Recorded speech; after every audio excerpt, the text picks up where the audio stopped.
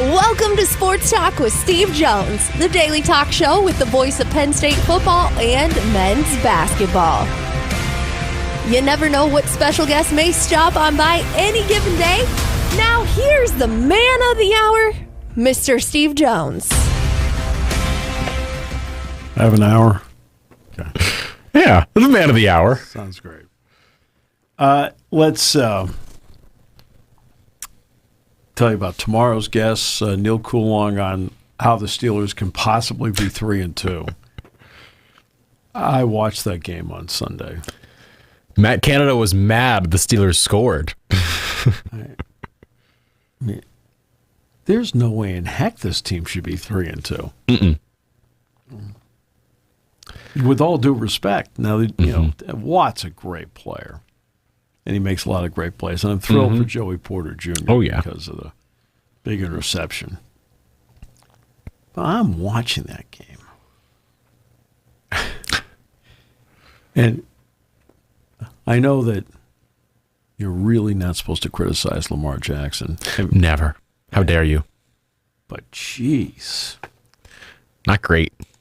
I mean, the Porter play is the big play of the game. Mm-hmm.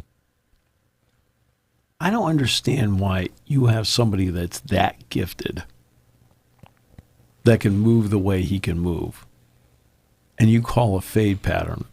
Make him move. Let him run. It's just me. I don't get it.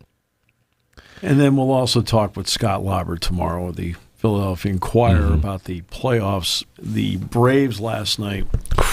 What an ending. Snatching victory. Literally. From the jaws of defeat. The one doing the snatching was named Michael Harris. Well, but in three ways. Mm-hmm. Down 4-0. And Darno hits the 3-run homer. He, by the way, started his professional career at Williamsport, so he played a lot of games at Medler Field, Lebrano Park. His brother played for the Spikes as well. Mm-hmm. And then Riley hits the 2-run homer. Then Harris makes the catch. They double up Harper. But Harper's doing the right thing. Mm-hmm. Harper's trying to tie the game. And that's why he's so far off the bag. And let's give Riley credit for throwing the ball to first to end it.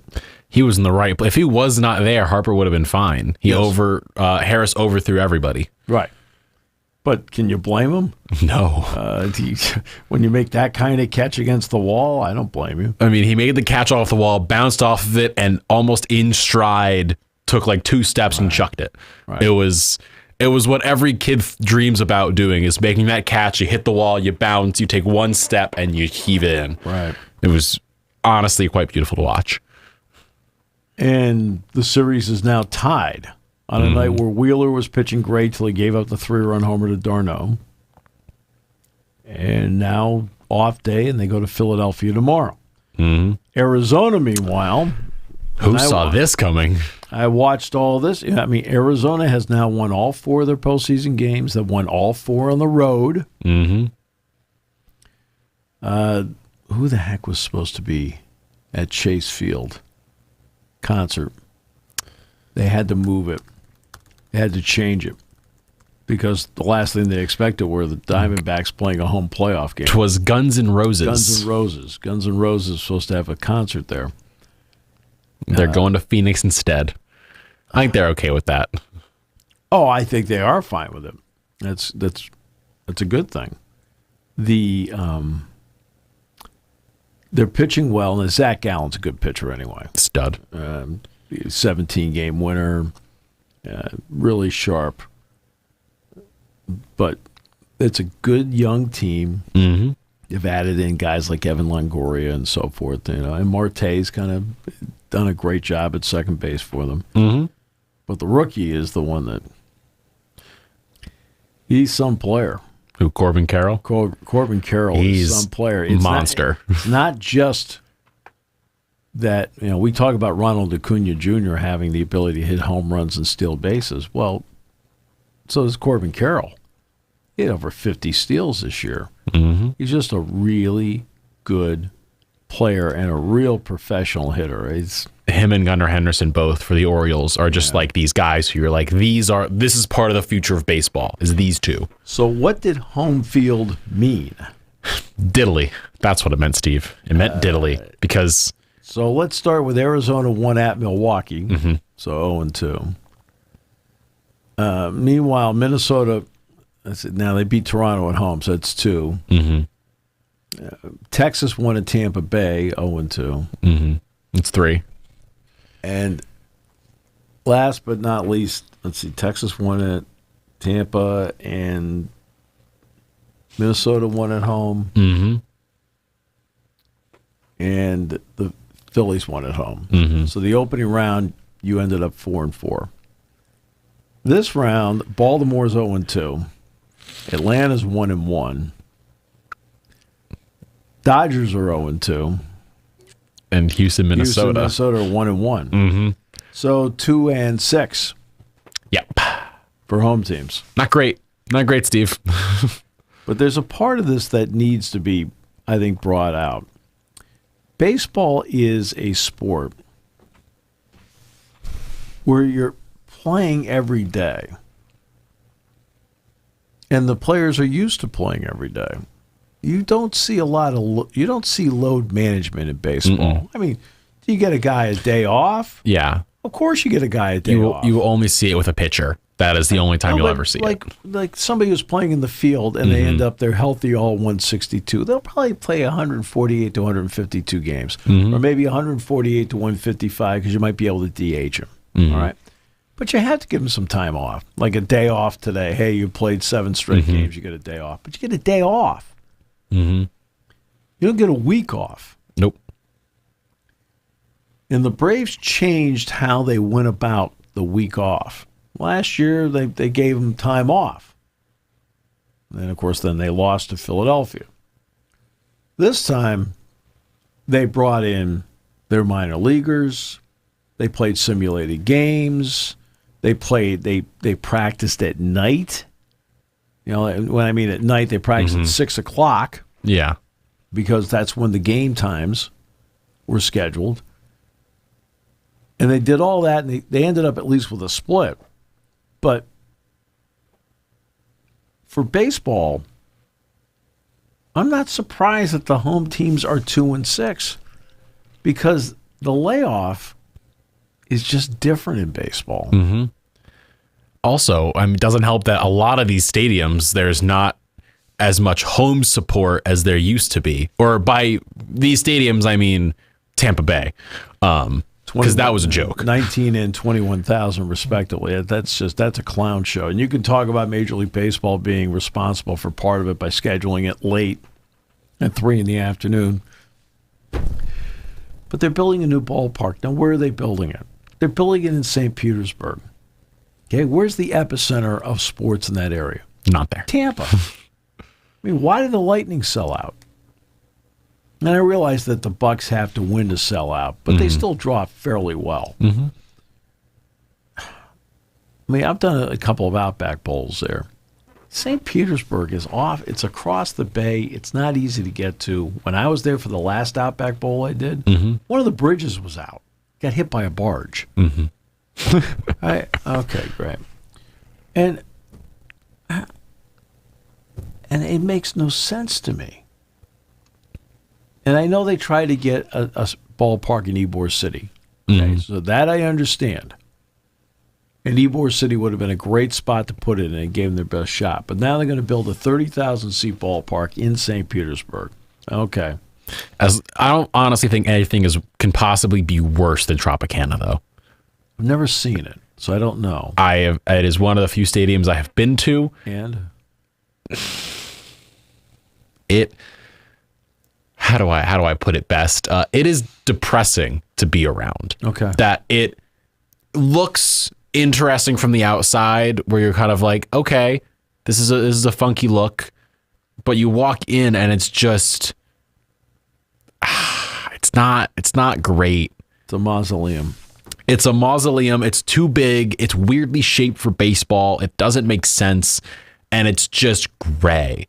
Like, As someone who went to games in the Carrier Dome, like that was a similar style where it's just like big concrete gray everywhere. Syracuse has upgraded it and made it look more beautiful, but Tropicana's got to go. It's got to go. Yeah. Yesterday, preferably. Well, they're going to build a new ballpark, which to me now opens the door for Nashville and Portland, Montreal, somebody to be expansion teams. Portland, Montreal, Las Vegas. Well, Las Vegas is getting the A's. Yeah.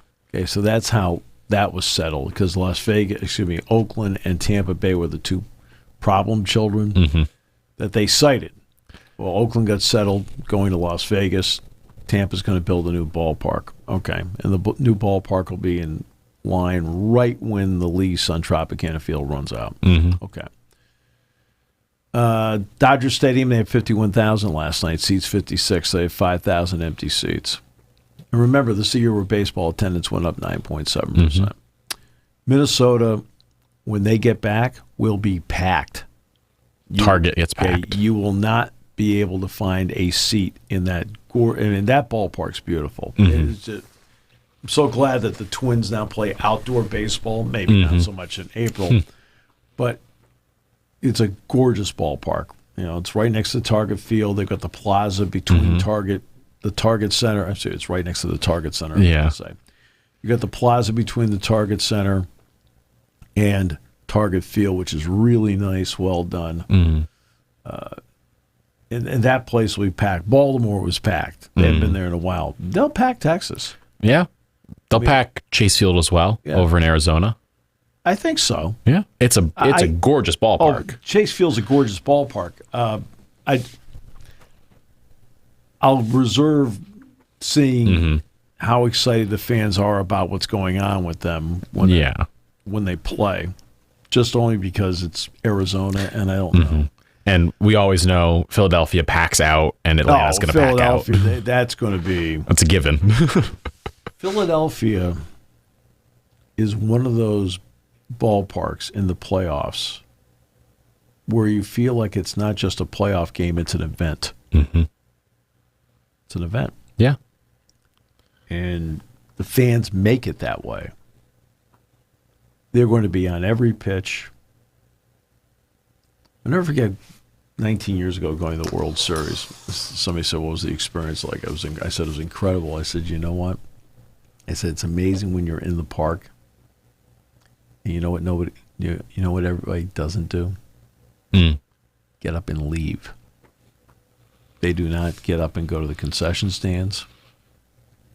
Unless they're desperate, they don't go to the bathrooms. Right? People stay in their seats the whole time, as opposed to a regular season game. Where I'm getting up, I sit down in the first inning with my hot dog and fries and drink. Yeah. Get up, go to the bathroom, come back with some chicken fingers and a drink. Get back up a few innings later, go get some ice cream, come sit back down. Yeah. Oh, the girlfriend wants Cracker Jacks. Got to get some Cracker Jacks. Get back up, go get them. It's 4 or 5 trips. Okay. Something tells me in Philadelphia, Ashburn Alley, they'll get some food before the game. It will be deserted during the game because they'll all be there, all eyes glued on the field. I have a friend who works for Masson for the Orioles, MASN. Yeah. And he said, because he was stationed for the entire game, they had him out in right field in that beautiful alleyway, I guess you could call it. And he was like, yeah, it was ridiculously quiet here during the game. He was like, I've never seen it this way. He's there most of the time and it's always busy. People are walking around. He was like, there was nobody. No one was moving around over there. That's right. Because now it's watch time. Right. Now you're there for the game. It's not just a social event. It's the game. So that's what we have in baseball at this point. Your Saints won. We might as well get that out there. They took apart the New England Patriots. Hey, the worst loss in the Bill Belichick tenure. As a New Englander, someone who grew up in Connecticut, seeing the Patriots become a bad team again, I'm not going to say I enjoy it, but I don't dislike it. That is just the truth of it. And seeing it was a great Saturday for me, Steve. Let me put it this way. Started off the morning. I know we're talking soccer now. Arsenal beat Manchester City. It was a huge win. First time since, I believe, 2016 we beat them. And this is the title team. This is the team that no one beats. It's like the Warriors that year. They went, whatever it was, 63-9 or 73-9. Like, no one beats them, but we did. Yeah. And it felt great. Yeah. And then as soon as I flipped over from this Arsenal game to the Saints game, Tyrann Mathieu a pick six. Yeah. And then Alvin Kamara scores a touchdown. And Chris Olave scores a touchdown. And just it built. And it built on this day of just joy. There's not many days better you could have than beating the best team in soccer and beating the team that you grew up hating. It truly is magnificent sometimes when the stars align like they do. Because I went into today saying, we're going to lose both games. And we won both games in the fashion we did. Well, and I know I'm saying we, but I don't care. It's a great feeling. It's a great feeling, Steve. And the best part, I had a great fantasy day too. I put up a league high fantasy point number this week, Steve. One of the young people in my class yesterday said to me, he said, yesterday was the greatest day of my life. I said, well, when you get to my age, you have better perspective on what that means. Because he had like a perfect fantasy day. That was me. I had a nice Jamar Chase day. He put up a fantasy high 52.2 points for me. And I put up a grand total of 175.9 points, which no one else had put up above 150 this week. But I bit the bullet and started Tyjae Spears, the Titans running back. I started him over James Cook. That was a good choice. Yeah. And I got everyone produced for me. The only one who didn't really produce was Olave, but he had a touchdown, so he still got me some points. So, I'm feeling great. Nothing can bring me down today. I'm on cloud nine, Steve. I'm on cloud nine. That Syracuse is impressive against North Carolina. You really had to bring me down, didn't you? You found a way. It was. Let's bypass that, please. Please, I don't want to discuss that game. I only said it because the door was open to doing it. I opened the door. Nothing could bring me down today. Well, by the way, except for the whole Syracuse doing. Yeah. I believe diddly is being nice. It's all right. Yeah, it's okay. So, Texas, Oklahoma obviously was a terrific game. Just to watch as a fan, it was a terrific game. I'm watching Ohio State, Maryland. I flipped between three games. Ohio State, Maryland, Texas, Oklahoma, and yes, UMass, Toledo. I was asked today on a show, how do you motivate your team to get ready for UMass? I said, pretty simple. If you lose this game, your national championship dreams are over. Yeah. Okay. You want to know what the game means? Over here in the back. Yeah. Don't lose. Okay. Here's the bottom line. You got to keep playing. Well, they're not going to. Excuse me. Okay. Do you think Oklahoma State said that before they played South Alabama? Who won the game? South Alabama. Right? You get a lot of games like this. Yeah. Along the way, where you sit back and go, "What the heck?" Alabama could always lose the Citadel. Who knows? But, they said, what do you think? And I said, look, that's the bottom line. They said, so how do you motivate a team? I said, you lose this game, you're out of the national championship hunt. It's motivation enough. I mean, it's up to you now as to how you want to approach it. It is Generations of Greatness Day, by the way. So it'll be the numbers on the helmets. It'll be the white shoes. Players love the white shoes. Oh, yeah. I feel faster. Really?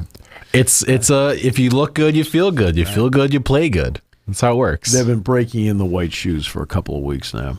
Guessing they're excited. Well, they have to break them in. They've been doing it at practice, and they've been told that Ben Herman has told them. He says, "Guys, look, you got to start wearing them at some point, because that way when you wear them on game day, they're You don't not, slip. Right. It's not an issue. Who is most excited, Steve?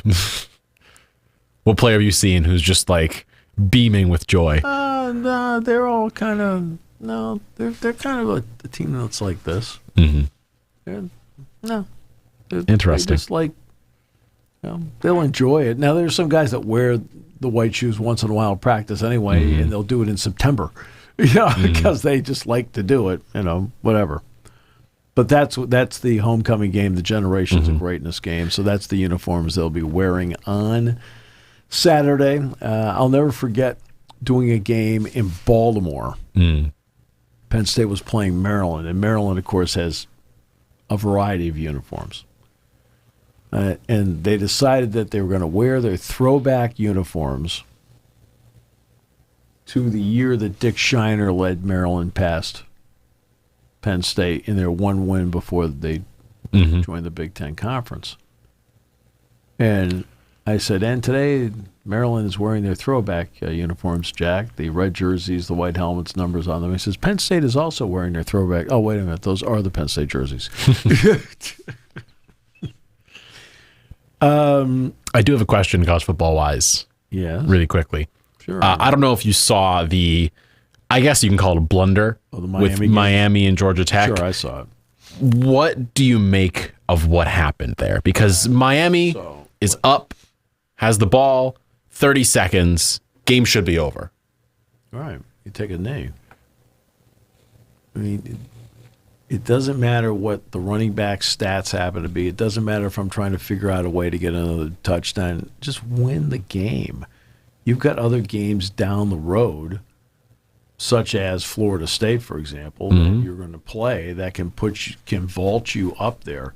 Just get the win and get out of there. This is the second time in Mario Cristobal's career this has happened. When he was at Oregon, they needed to take a knee against Stanford, did the same thing, fumbled. Stanford recovered. Stanford tied the game. Stanford won it in overtime. They lost. It's the second time in his career that's happened. Fool me once, shame on you. Fool me twice, shame on me. I realize the offensive coordinator is the one that called it, but the head coach has overruling because you have the big office. Okay? So that means you have say over anything that happens out there. It's all on them for doing it. Right? It doesn't mean you can't fumble the snap on a kneel down. It doesn't mean that like it's a perfect, like it's a 100%. No. But it beats what they did. And that's what you have to do. It does not matter a month from now that you beat Georgia Tech 23-20. Right? It doesn't matter. Well, now it does matter. You lost to Georgia Tech. You lost the game. After fighting your guts out all night, just be happy, take the knee, and get out of there. James Franklin goes through with his team. And again, this is a coaching blunder, so this is not a player blunder, okay? But he goes through with his team on Friday. Every conceivable scenario. I'm there when he does it. I mean, no talking, dead silence, calling out situation. Personnel have to be ready to go, right? Certain elements. Last play of the game, ball's near the end zone, throwing it to the end zone. Talking about defensively. Okay, you want to intercept it? No, you want to knock it down. Right? Late game interception. I was watching the Wyoming-Fresno State game on Saturday night. Now, do I blame the lineman for Wyoming? He makes a terrific play on. They're just trying to get the ball out in the flat. And he jumps into the route, picks off the ball. Now, what should he do there? Go down. But he ended up running. Now, he didn't fumble it. He got tackled into the 25, but right? And they were able to take knees and just finish it off. But you need to go down right away. This is something that Penn State drums into their players all the time as to how to handle situations. That means the coaches have to understand how to handle situations too. In this case with Miami, okay, you're not up 10. If you're up 9 or better, run the football. It doesn't matter.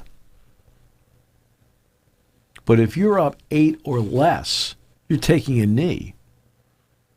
Just end it. End the game. End the game. But James goes through, I mean, you name every conceivable situation. It's happened. He's gone through it. He's covered it with them, and they have to physically go through it, by the way. This is not one of those I'm just talking A walk through and murder. Right? You've got to go through it. Right? But he goes through all of that, trying to leave no stone unturned. You know? He'll call out X player got hurt on the offensive line, okay? Offense out there. Boom. So that means the second guy has to be like ready and to go in there. I mean, little things like that. But they go through all that stuff. That also means the coaches have to go through all that stuff too. And the Miami players were just executing the play or attempting to execute the play that was called. So it's not on them, except they should have taken care of the ball. But even then, you could see after the game, I forget who it was, one of their players just in tears on the sideline because he was like, what could we have done? Because if a player says, no, coach, we're not running that play, he's going to get shouted at. Right, exactly. And then he'll be scapegoated afterwards. Right. Now, the coaching staff, to their credit, both Cristobal and the offensive coordinator have all said, look, that's on us. Okay? Gosh darn right it is. Right, but at least they said it. And you see stuff like that. Okay? Stats mean nothing.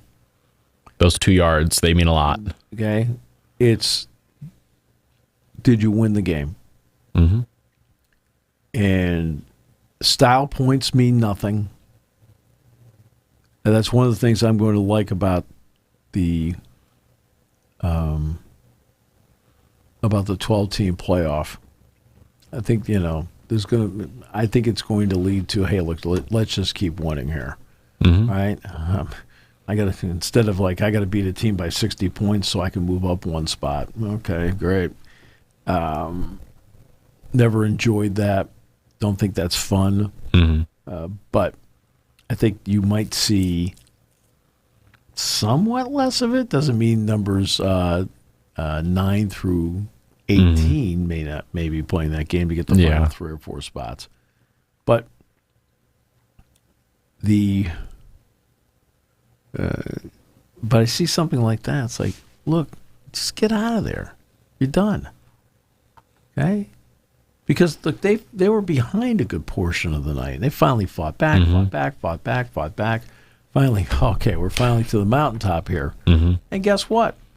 They decided instead of taking the pickaxe at the top of the mountain to pull themselves up, they decided, we're going to do something fancy here. We're going to see if we can wheel it over the top and miss the mountain completely and you fall down. It's like, okay, great. I'm going to try and jump off and backflip my way to the top. And then all of a sudden, look, I'm head first sliding down the mountain. That's interesting. But it's also a teaching moment again for every coach in college and pro football and in high school football. It's a teaching moment for all of them.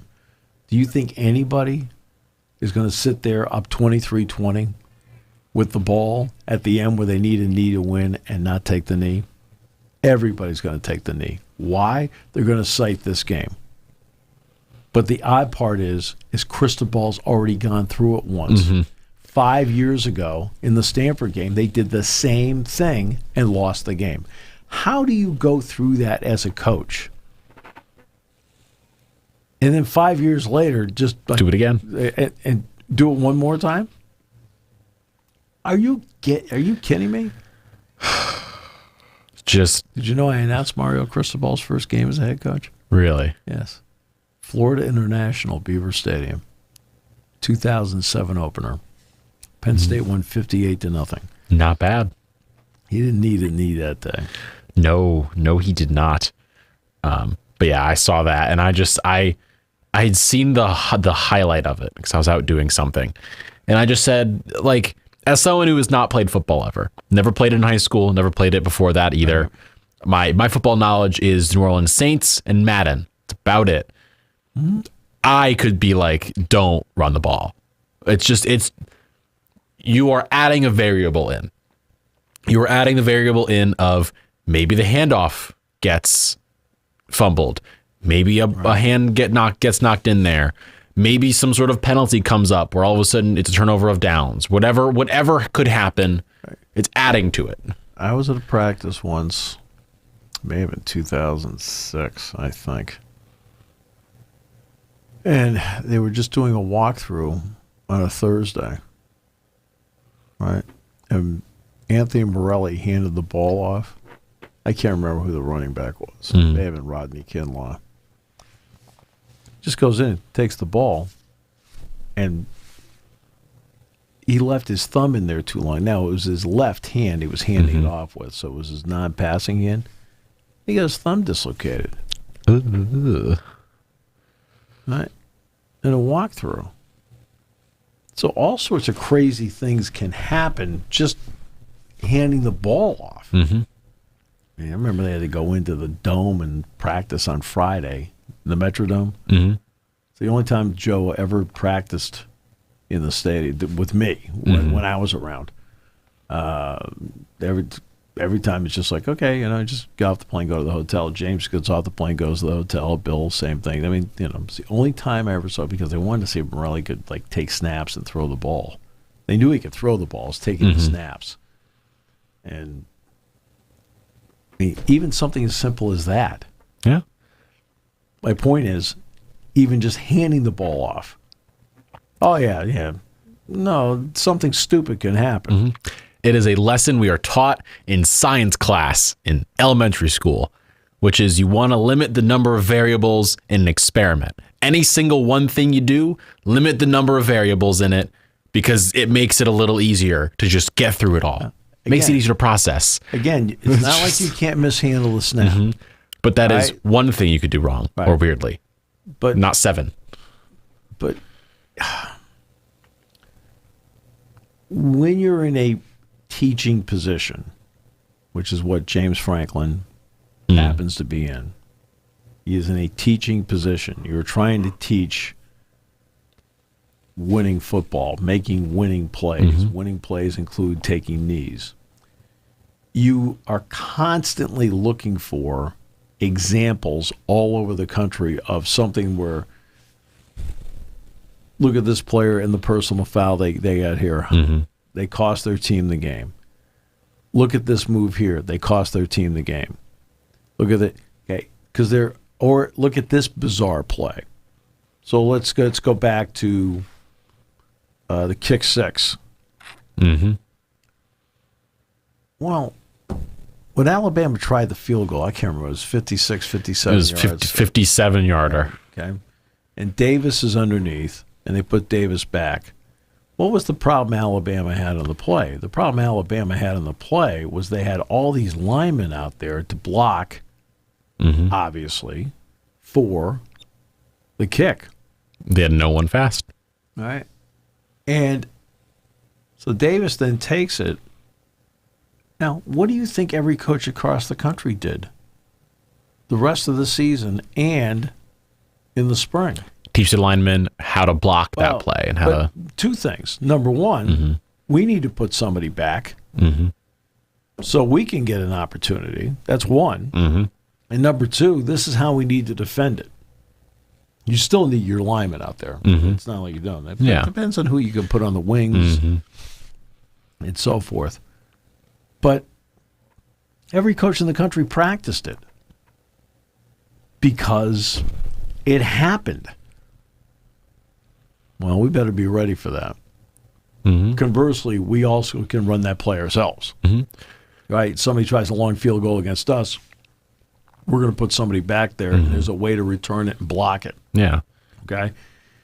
So that's what everybody does. I know in what I do with the students in my class, there are teaching moments all over the place.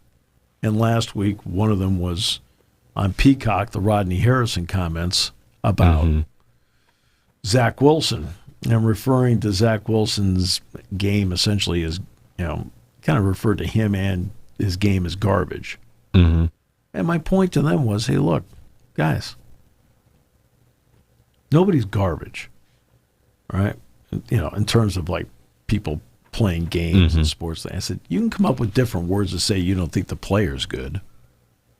I said, but don't. I said, don't go over the line and use words you shouldn't be using. I said, I mean, a word that you would not want to be associated with yourself. I said, think about that. Would you have like somebody call what you do or you as garbage? I said, but there are other ways of saying, look, second overall pick, he's really struggled in the league to the point where the Jets know he's struggled in the league. He's underwhelmed us. He's not one of 32. He's actually going into the season was 33 to 64. They thought of him as a second string quarterback. Okay? So, that's, and then a talk show host in New York, Evan Neal did something that was not smart. No. Okay? As that he called out the Giants fans. It was not a smart move. It was not right. But he was called a low piece of garbage by the talk show host. Well, okay, you know what? Guess what? There are other words to use to refer to somebody who then in turn essentially like apologized for his mistake. Just like Alec Bone did with Philadelphia when he struck out 3 times and he said, I hate this place. Right? And he'd say, hey, look, I was wrong. Look how they embrace him. They love him. Okay? People make mistakes. So you can't. So there are teaching moments all over the place in sports. And a good staff will pull out those teaching moments to show their players, well, this is a coaching moment. There will not be people running the football. No. Okay? I mean, look how many people now, we saw Saquon Barkley do it against Baltimore last year. We saw Patrick Mahomes do it against the Jets this year. Got the first down and slid at the 1-yard line because they're going to run the clock out and win the game instead of scoring. Well, that's because people have learned lessons over time that other people have gone through. Okay. So that's why you've got lessons all over the place. The Niners taught the... Taught a lot of lessons. So I am not into lists. I could care less about lists. I will say this, lists, I mean, you don't want to be the king of lists. He's on the injured list. He's on the academic list. He's on the... No, you don't want to be the king of lists. But they'll put out a list, and they're great for talk shows to talk, and they mean nothing. Your list of the top 32 quarterbacks means absolutely nothing to me. You don't want to listen to my list, Steve? You can do it. I'll sit here. Chase Daniels 7, but continue. I don't blame you. Fabulous in Missouri, by the way. But there was I don't know who the writer is. It's for The Ringer. The Ringer's a website, right? Yeah. Okay. And he put out a list of the top 32 quarterbacks. And he had Brock Purdy 25. He had him behind Mac Jones. He had him behind your guy, Derek Carr. Had him behind Daniel Jones. And he had him at 25.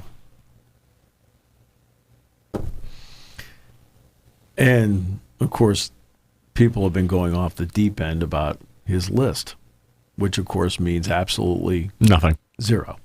Okay. It's a personal rankings list based on what you've seen and what you prefer. Right. Purdy, of course, was the last pick in the draft. We all know. Mr. Irrelevant. Mr. Irrelevant has become extremely relevant. Very much so. You have a guy that, does he have the strongest arm in the league? No. But he's accurate. He is the beneficiary of being surrounded by great talent. He's got one of the better left tackles in all the NFL and Trent Williams. He's probably the best lineman in all the NFL. I mean, look, he's one of the top. It's hard for me always to say best. It's like he's top 5 among linemen. Lane Johnson. People in Philadelphia tell you Lane Johnson they think is better. I mean, it just depends on your personal taste. That's why I'll just say he's in a group of the top 5.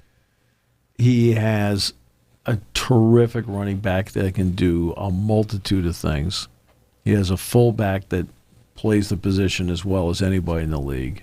His tight end can play as well as anybody in the league. He's got 2 wideouts that are outstanding. One in particular brings a level of versatility.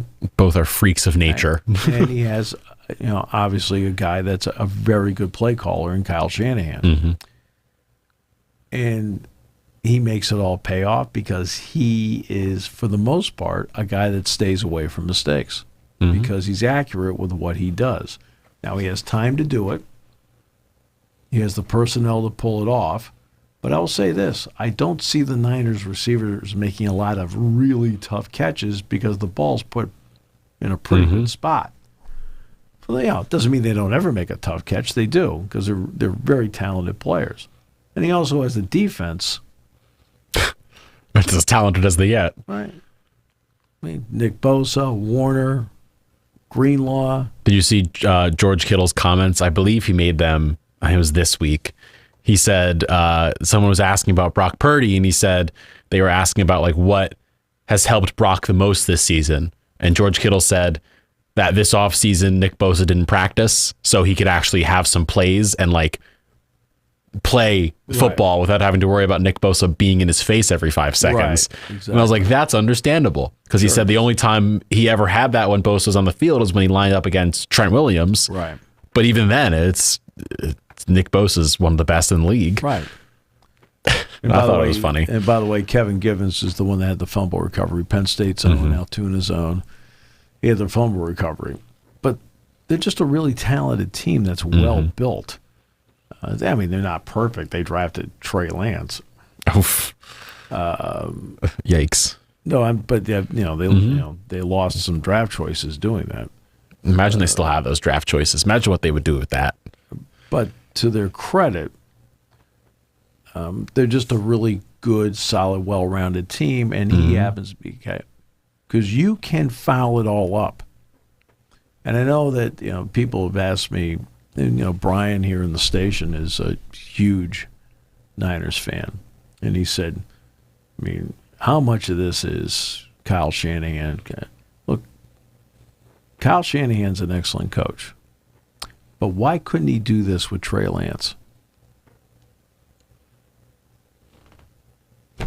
Okay? Yeah. You have to have the right marriage of coach and quarterback that makes it work. Well, Trey Lance wasn't the right guy.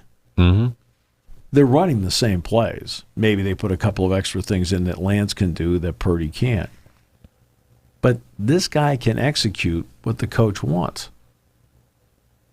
Yeah. And that's the difference.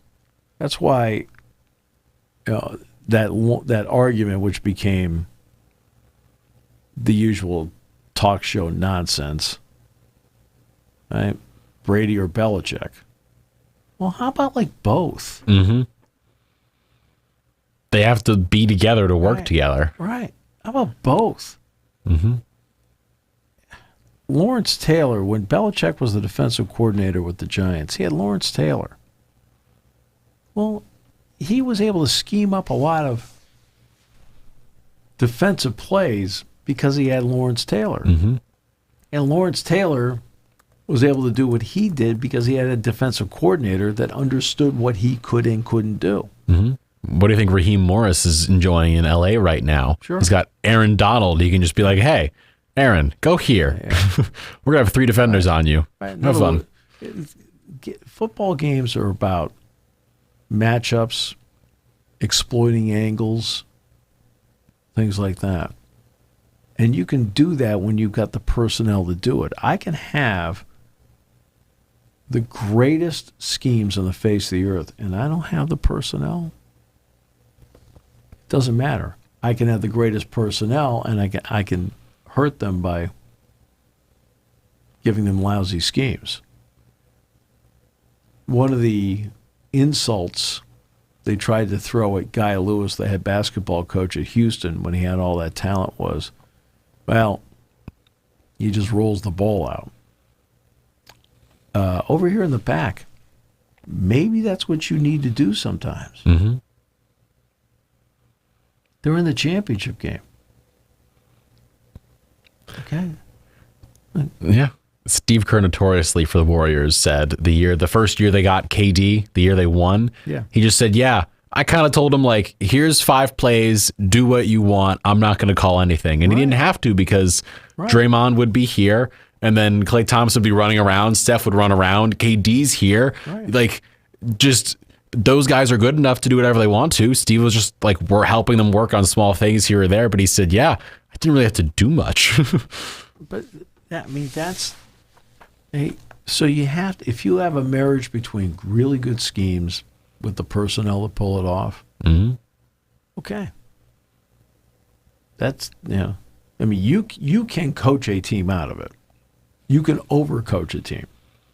You can tell a team to run the ball with 30 seconds left, up by a touchdown. At the same time, you can make personnel better, and you can make it fit in such a way where, wow, it becomes special. And Kyle Shanahan's a very good coach, but he has a quarterback that can do what he needs him to do. When he was in Atlanta, he had Matt Ryan in the prime of his career and a Julio Jones, and they could do what he wanted and needed. If he had Desmond Ridder as his quarterback, say he stayed with Atlanta, he couldn't do all the things he did with Jones. Or excuse me, with Matt Ryan, With Matt Ryan, he couldn't. Because Ryan's a way better quarterback in his prime than Ridder is, who's not in his prime. Now, Purdy's only in his second year. But he's mature. He understands that, I mean, he acts as if he is nowhere near the show. He could care less about being ranked 25th by some guy in the ringer. But he cares so much about that, Steve. What are you talking about? That's what matters more than winning a Super Bowl. That 25th ranking. That matters a lot. Yeah. And like I said, I lists are great as talk show fodder, but that's about the extent of their value. You can debate as a fan who you think is number one, and I think Mahomes is one. I think Hurts is one. I think it doesn't matter. Okay? To each their own. And if his opinion is Brock Purdy's 25, that's fine. Now, what does it do to his personal credibility that somebody reads that and goes, I'm not reading his stuff anymore? Sometimes I see a list, or I see like the ranking. Like you'll see after the draft, the grades people get for things. I remember the grade the Seahawks got for Russell Wilson pick being like a C- or a D+ or something. I remember the day he got drafted, Jack Ham calls me. I remember he played against Penn State. All right. And Penn State and Wisconsin were tied for first in the division. It's the last game of the season. So we watched tape. We're like, it was the preseason. I'll go back to the preseason. He transferred from NC State. He wanted to play baseball in the offseason. He was a 4th-round pick of the Colorado Rockies. O'Brien was the coach. Tom O'Brien was the coach, and he said, no, I don't want you. You got to stay here. I don't want you playing baseball. You play baseball, you're out of here. Okay, well, he played baseball, and so he transferred. Now, this is what started all this transfer portal avalanche. He went to Wisconsin. Wayne Sebastianelli, Ron Vanderlinden, and I are traveling up to Scranton because Ron was going to be the featured speaker, and I was going to MC, and then Wayne was going to speak too. And I had voted preseason, and it's a little different now. You have to put 5 on each side now. Basketball, the one they bring out today, you have to vote 1 through 10 plus a player of the year. And the player of the year has to be one of the 10. Well, in football, it's 5 in each division. Well, back then you didn't have to do that. You had to just put down who you thought would be the top 10 players, and you had to pick out a preseason player of the year. So Ron asked me, he said, who'd you vote for preseason player of the year? I said, Russell Wilson. He looked at me and says, Russell Wilson, who was not on the ballot. You had to write him in. He was not on the ballot. And I said, Russell Wilson. He says, why? He says, because he's the only quarterback in the league. I said, that's thrown 104 touchdown passes in his career. He goes, ooh. He says, it's a good reason. Now, at the end, Monte Ball won the player of the year. Russell Wilson finished second, but I voted for Wilson again. So when he got drafted, Jack Cam calls and he says, that's the steal of the draft. I said, yeah, I know. 3rd-round pick. remember, like him, I believe Aaron Donald, when he got drafted, had a lower grade because they were like, he's too small to play this position. And look how those grades have turned out. Or look at, like, if you're saying, oh, how dare you rank him 25th? How dare the other teams in the NFL, all others, not draft him? Like, it's this whole, you can't win. Everyone makes mistakes. Hindsight is 2020. I've talked about this for years about the Pirates. Mm-hmm. Now, the Pirates, by the way, I think are a team that's on the move up. Okay, so let's, and PNC Park will be, I think it's going to be an exciting place to be next season. I thought it was an exciting place this season. Mm-hmm. But I said, one of the big problems is that we can talk about money all you want. I said, but the bottom line is, the other teams in the league have been out drafting you. Mm-hmm. Now, I think Skeens is a really good pick. I think Henry Davis is going to be fine. I think they're going to make him a catcher permanently here. Mm-hmm. Let's see about that. But they've had all these upper picks over the years. They could have drafted Aaron Judge. Mm-hmm. They didn't. They could have drafted Mike Trout. They didn't. They could have drafted Mookie Betts. They didn't. They bypassed all these guys to pick some of the guys that they have. Mm-hmm. Right? The bottom line is the top teams evaluated talent better than you did. Mm-hmm. I said, so you can talk about, the Yankees pay $279 million, and that's accurate, and we only pay $50 to $60 million. That's accurate.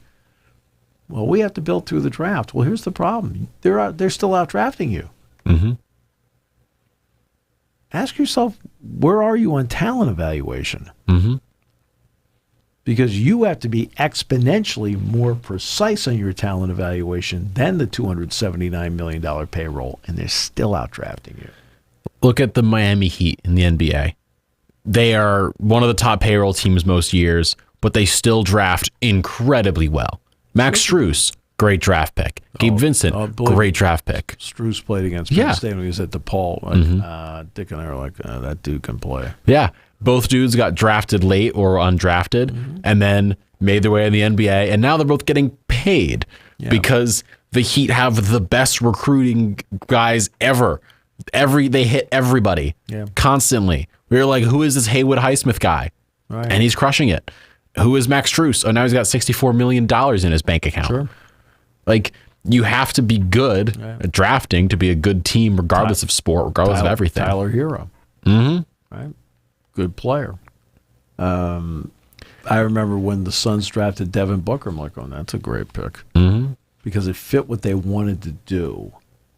Right? Now, could Booker be like that with Cleveland? Maybe not. But it fit what the Suns wanted to do. Mm-hmm. Right? The Clippers. I mean, Steph Curry was not the first overall pick of the draft. No. The Clippers drafted Shai Gilgeous-Alexander, I believe, just outside of the he was just outside of the lottery. And then in the Paul George trade, the Thunder said, we want him. And the Clippers said, we don't want to give him up. And they said, well, you're not getting Paul George until we get him. Right. And now he's an All-NBA player, and he was voted like fifth in MVP voting last year. Well, look awesome. At the Warriors. They drafted Steph Curry. 1. They drafted Klay Thompson. 2. Second round, they drafted Draymond Green. Bingo. Right? I mean, again, the ability on talent evaluation is something where the better teams, they do that. The ones that have all the pressure on them to really draft well, I'll tell you the mistake the Pirates make repeatedly, and they've stopped making this mistake. Right? In the first round, especially if I'm 1 through 15, I don't draft a high school player. I draft a college player. I want somebody I can move through my system and help me as quickly as possible because I need help as quickly as possible. Now, Skeens, they did that with. Henry Davis, they did that with. I mean, they've been doing that way. I said, now in the second round, if you want to go with a high school guy, fine. But I've seen so many high school guys where it takes forever, Kyle, for the guy to get there. Mm-hmm. And by the way, the Spikes put out their schedule today. Oh. Yes, they did. The Spikes schedule is out there, and Well, they'll play their first series on the road starting June 4th. Their first home game at Medler Field, Lebrano Park, which they are working on extensively right now, will be Friday, June 7th. Right? So they got a lot of games here. 8 months to go. Yeah, 8 months to go, and they got a lot of games in August, especially. They got a lot of games in July. They got a lot of games in August, and they haven't put out the promotions yet. They will be on the road for the 4th of July, so they're going to have Fourth Fest. For that. They are on the road Labor Day as well. But they actually will play in their last home game will be September 3rd, which is a Tuesday. That's late. So September 3rd, a Tuesday with Williamsport. So there you go. Baseball season's back, Steve. It's already been back, but now it's going to be back again. Well, wait till you see what they do with the ballpark here. The scoreboard. They've already started putting the field in. I was there this past Saturday. They're going to be putting the wall back up. It's going to be the color scheme is going to be blue. Oh, okay, because it's going to look like a Penn State park, and plus the spikes have blue in their uniforms as well. Padded walls, beautiful. I mean, the video board is going to be first class all the way through. I mean, the video board's going to be absolute first class. That it will be, but of course we'll discuss that throughout the rest of this week here on Seven Mountains Media. Just want to throw that out there for everybody that's out there. Had to get it in there. Welcome to Sports Talk with Steve Jones, the daily talk show with the voice of Penn State football and men's basketball. You never know what special guest may stop on by any given day. Now here's the man of the hour, Mr. Steve Jones. Thank you for listening to Sports Talk with Steve Jones, a Seven Mountain Media production. Come back at 11 every weekday for analysis of the latest happening in the sports landscape. From college football to European soccer, Steve and Kyle cover it all on Sports Talk with Steve Jones.